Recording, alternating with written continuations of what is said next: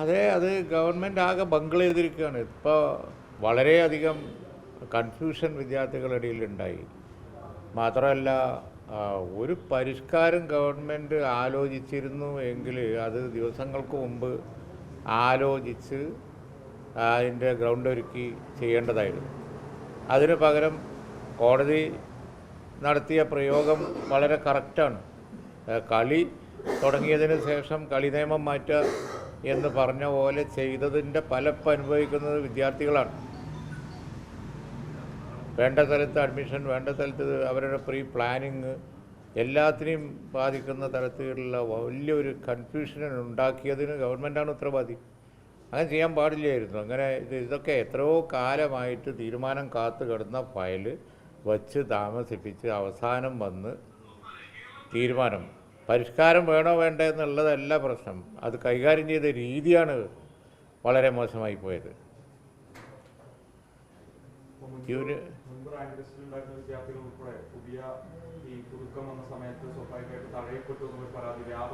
Confusion വരും. അതാണ് ഇപ്പോൾ ആദ്യം ഉണ്ടായിരുന്നത്. ഈ നോർമലൈസ് ചെയ്യാൻ വേണ്ടി ഇങ്ങനെ പരിഷ്കാരം കൊണ്ടുവന്നു, അതോട്ട് നടന്നതുമില്ല.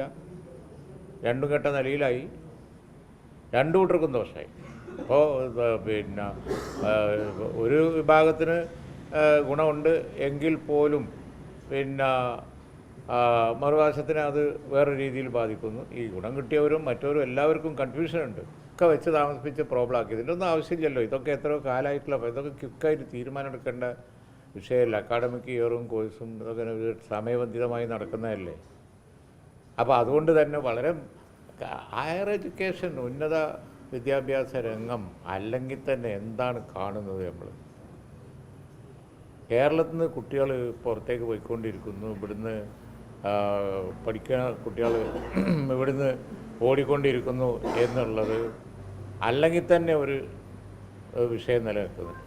ആ സമയത്ത് കണ്ടില്ലേ, ഒരു വശത്ത് ബഹുമാനപ്പെട്ട ഗവർണർ കാവ്യവൽക്കരണം, അതാണോ അപ്പോൾ ഏറ്റവും വലിയ പ്രശ്നം. കാവ്യവൽക്കരണത്തിന് വേണ്ടി അദ്ദേഹം ന്യായീകരിക്കാൻ കഴിയാത്ത പല കാര്യങ്ങളും ചെയ്തുകൊണ്ടിരിക്കുന്നു. മറുവശത്ത് അതിനെ ചേർക്കാൻ ഭരിക്കുന്ന ഗവൺമെൻറ്. അതാണ് ഗവർണർമാർ പ്രശ്നം ഉണ്ടാക്കുന്നത് തമിഴ്നാട്ടിലും ഉണ്ട്, ബാക്കി എല്ലാ സ്ഥലത്തുണ്ട്. BJP ഗവൺമെൻറ് വെച്ച ഗവർണർമാർ മുഴുവൻ ഇങ്ങനെ തന്നെയാണ്. പക്ഷെ അവിടെയൊക്കെ ഭരിക്കുന്ന ഗവൺമെൻറ് കൈകാര്യം ചെയ്യുന്ന ഒരു ഉസിരുള്ള രീതിയുണ്ട്, അതിനുള്ള ഇച്ഛാശക്തി ഉണ്ട് അവർക്ക്. ഇവിടെ കായികമായി നേരിടുക. യൂണിവേഴ്സിറ്റി ഇത് ഇവിടെ ബന്ദികളാവുന്നത് ആരാണ്? ബന്ധിക്കപ്പെടുന്നത് ഉന്നത വിദ്യാഭ്യാസം, അതിൻ്റെ നിലവാരവും ഉന്നത വിദ്യാഭ്യാസ രംഗത്ത് യൂണിവേഴ്സിറ്റികളിൽ പഠിക്കുന്ന കുട്ടികളുമാണ്. ഇത് കണ്ട കുട്ടികൾ ഇവിടുന്ന് ഓടാതിരിക്കുക. ദൃശ്യമാധ്യമങ്ങളിൽ ഇപ്പോൾ കുറച്ച് ദിവസമായിട്ട് കണ്ടുകൊണ്ടിരിക്കുന്ന ആ കയ്യാങ്കളിയൊക്കെ, ആ മതിൽ ചാട്ടും യൂണിവേഴ്സിറ്റി പിടിച്ചടക്കലും അതുപോലെ തന്നെ കസേരയിൽ കയറി ഇരിക്കലും വലിച്ചു കീറലും, ഇതൊക്കെ കണ്ടു കഴിഞ്ഞാൽ കേരളത്തിലെ യൂണിവേഴ്സിറ്റികളുടെ അല്ലെങ്കിൽ തന്നെ നാഥനില്ല, വൈസ് ചാൻസലർ അപ്പോയിൻ്റ് ചെയ്തിട്ടില്ല, ഒന്നുമില്ല. ഇന്നലെ UDF ചർച്ച ചെയ്ത ഏറ്റവും പ്രധാനപ്പെട്ട വിഷയം തന്നെയാണ്.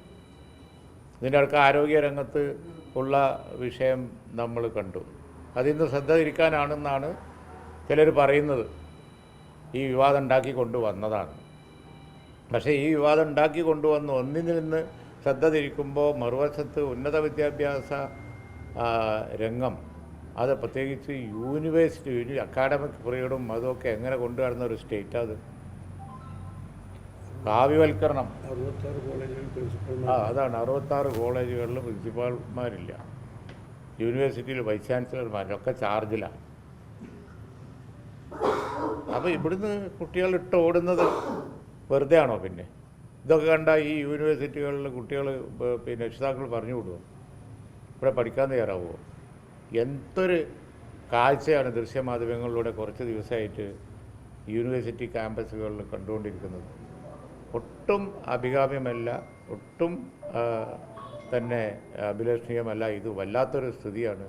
ഉന്നത വിദ്യാഭ്യാസം, പ്രത്യേകിച്ച് യൂണിവേഴ്സിറ്റികളും കൊണ്ട് ഇവർ കളിക്കുന്ന രാഷ്ട്രീയ കളി, കാവ്യവൽക്കരണമായാലും ചുവപ്പുവൽക്കരണമായാലും അത് മാത്രമാണ് അജണ്ട.